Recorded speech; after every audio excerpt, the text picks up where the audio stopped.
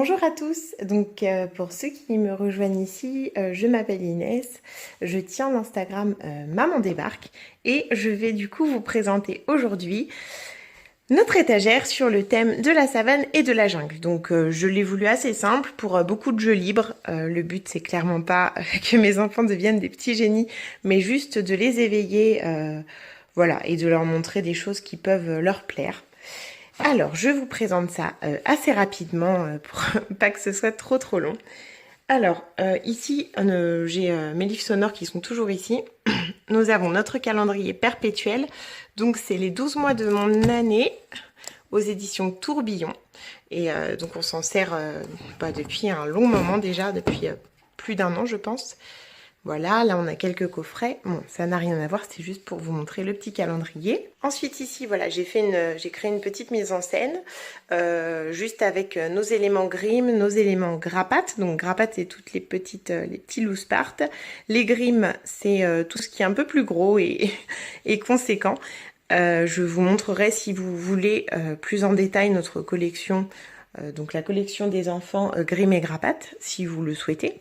Donc ici, c'est tombé, faut que juste que je le remette, c'est la petite liste de nos fruits et légumes de saison pour l'été. Voilà, donc j'ai voulu ça assez simple et dès que les enfants me les demandent, bien évidemment, je leur descends. De toute façon, je pense leur faire des petites tables avec ces éléments, donc je pense pas que ça va rester là très longtemps. C'était surtout pour le côté joli, et puis j'aime bien qu'ils aient une jolie mise en scène qui leur donne envie d'aller jouer avec leur étagère. Alors, tout est à disposition de mes deux garçons. Donc, Zayn va avoir 2 ans et Gaïa, 3 ans, presque et demi, du coup. Donc, je vous montre ce que je leur ai préparé. Alors, tout d'abord, je leur ai préparé avec un petit jouet en plastique comme ça, mémo en plastique, pardon, que j'avais trouvé chez Nose pour 2 € à peu près. Un petit mémo, donc, hop, sur les pelages. Donc clairement l'idée ne vient pas de moi du tout. J'avais déjà détourné ce support avec les couleurs pour notre thème des couleurs, mais cette idée ne vient pas de moi, elle vient de ma vie trépidante de maman qui l'a réalisée, hop là, avec ces petits supports-ci. Donc c'est un petit bloc que j'ai payé pas très cher chez Action, le magasin du bonheur. Voilà, donc voilà, en gros, le but c'est juste de faire de la mise en paire avec les pelages des animaux et de se familiariser tout simplement avec leur pelage. Hop là. Donc pour la deuxième petite boîte, nous avons des animaux et les continents sur lesquels ils se trouvent. Hop là, donc en fait ça c'est un coffret déjà tout fait qui vient de chez Nathan. Et c'est mon coffret des animaux, voilà, tout bêtement. Donc les cartes sont rugueuses, je ne sais pas si vous vous rendez bien compte, mais voilà, il y a un petit effet rugueux sur les continents. Donc déjà, je trouve ça super chouette qu'on puisse un petit peu parler des continents et de faire un petit peu de géographie.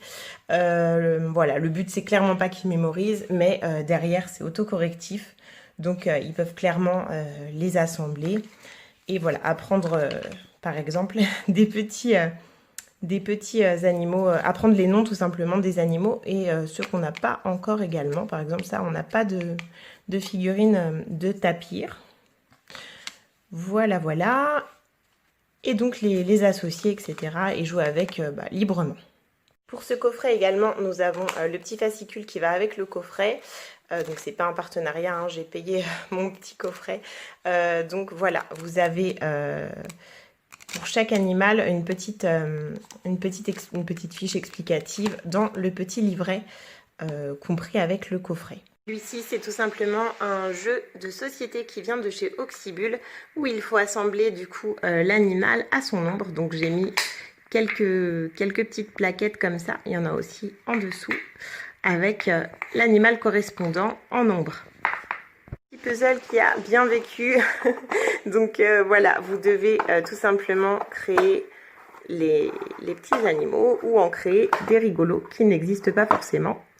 Donc voilà pour ceux-ci, ce sont des cubes de chez Jeco et il y a plusieurs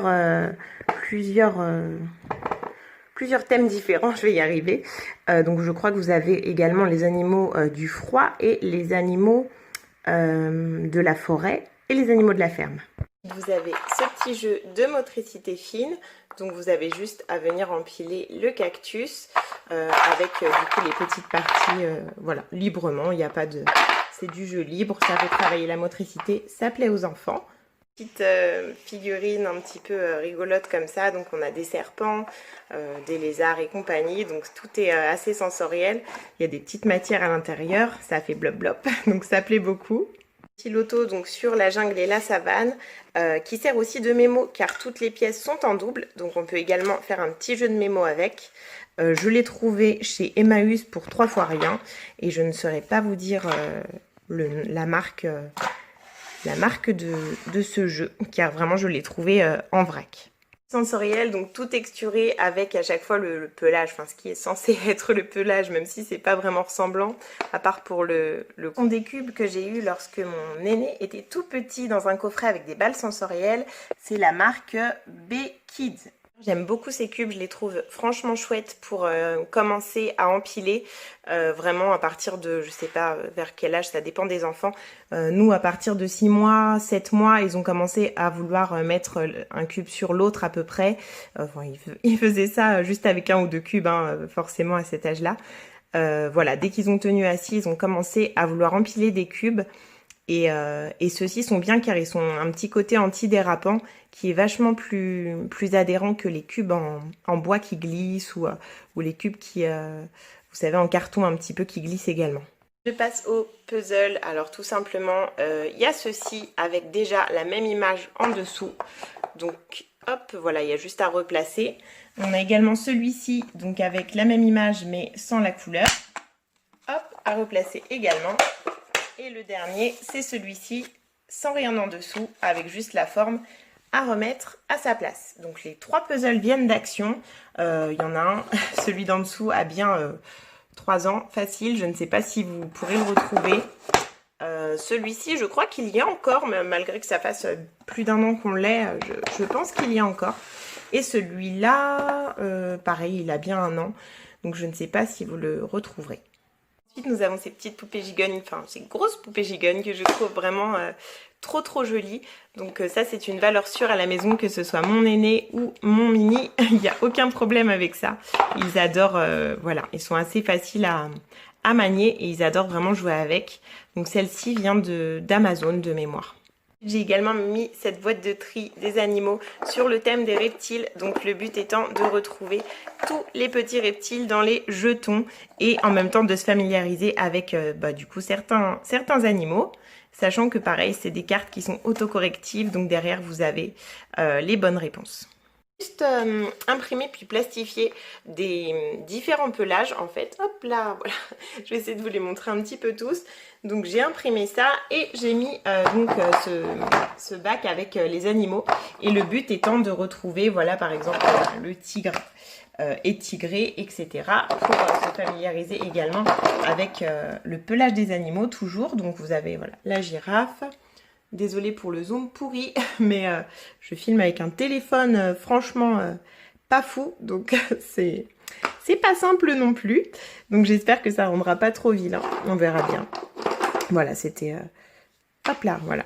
Et en fait, ainsi de suite, le but étant de classer par pelage. En tout dernier bac, j'ai ce bac-ci avec du coup de la mise en paire des animaux. Donc là, je vous les ai mis en paire pour que vous voyez. Normalement, c'est en vrac. Donc voilà, l'éléphant avec l'éléphant, etc. Le gorille avec le gorille, la hyène avec la hyène. Donc voilà, c'est super pour la discrimination visuelle et également pour le langage, le vocabulaire. Donc on apprend le nom des différents animaux. J'ai eu la chance du coup de trouver ces animaux-ci chez Action. Donc ils sont un peu moins bien faits que les Schlech, hein, on va pas se mentir. Niveau peinture, ça n'a rien à voir. Cependant, ce sont les mêmes moules. Donc je trouve ça super pour faire de la mise en paire. Je crois que la famille de 3 était à 3 €, 2, 3 €, quelque chose comme ça. Donc c'est vachement chouette, j'en ai acheté pas mal. J'ai acheté aussi les rhinos qui sont ici. J'en avais pas, hein, mon rhino était un petit rhino de moi quand j'étais petite. Voilà, vous avez des lions, etc. Voilà. Et le panda aussi, là, vient de chez Action. Ceci aussi, celui-là aussi. Et cette hyène-ci aussi vient de chez Action. Donc voilà, mais en tout cas, pour la mise en paire, c'est vraiment l'idéal. J'aurais également mis ici un bac avec du coup des animaux pour jouer librement et s'inventer des petits jeux. Juste à côté de notre étagère à thème, je leur ai mis leurs livres. Donc voilà, tranche d'âge, un petit peu de tout. Mais donc les livres pour les plus jeunes plaisent également à mon grand et les livres pour les plus grands plaisent également à mon petit. Donc je leur laisse tout mélanger tant que ça leur convient, ça me va très bien.